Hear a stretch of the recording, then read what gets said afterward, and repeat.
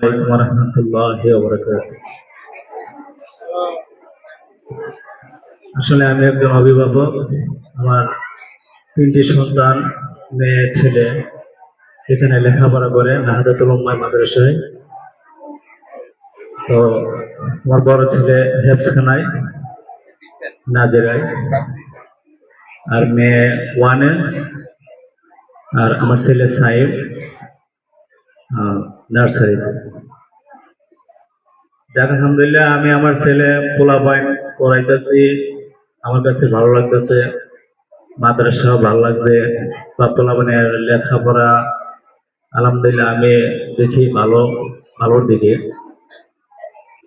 তো আমার ছেলেকেও নাজেরাই দিয়েছি, কিছুদিন হয়েছে। আমার ছেলে মনে হয় 3বার খতম দিছে কোরআন শরীফ, 3বার মনে হয় আমার কাছে বলছিল, 3বার না 2বারের কথা বলছে। যাই হোক, তো আলহামদুলিল্লাহ অল্প দিন হয়েছে, বেশি দিন হয় নাই নাজেরাই দিয়েছি। তো যেহেতু অল্প দিনেই 3বার আমার ছেলে কোরআন শরীফ খতম করছে, তো আমার কাছে অনেক আনন্দিত। আমি নিজেও আমার যেন অন্তত পক্ষে একটা ছেলে অথবা একটা মেয়ে আমি যেন হাফেজ বানাইতে পারি, এটা আমার মনের অনেক আশা।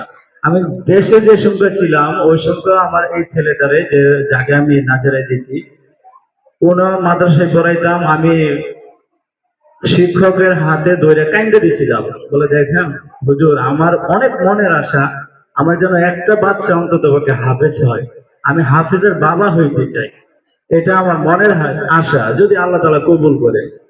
তো জানি না আল্লাহ তাআলা কবুল করে কিনা বা লেখছে কিনা। আল্লাহ তাআলা যদি আল্লাহ তাআলা লেখা থাকে, অবশ্যই আমার মনে আসে আল্লাহ তাআলা কবুল করবো। যেহেতু আল্লাহ তাআলা আমারে সন্তান দিছে, মেয়ে দিছে, ছেলে দিছে, তো আলহামদুলিল্লাহ একজনকেও আল্লাহ তাআলা যদি কবুল করে নেয়, তা তো আমার জীবন সার্থক। আসসালামু আলাইকুম ওয়া রাহমাতুল্লাহ। সবাই ভালো থাকবেন।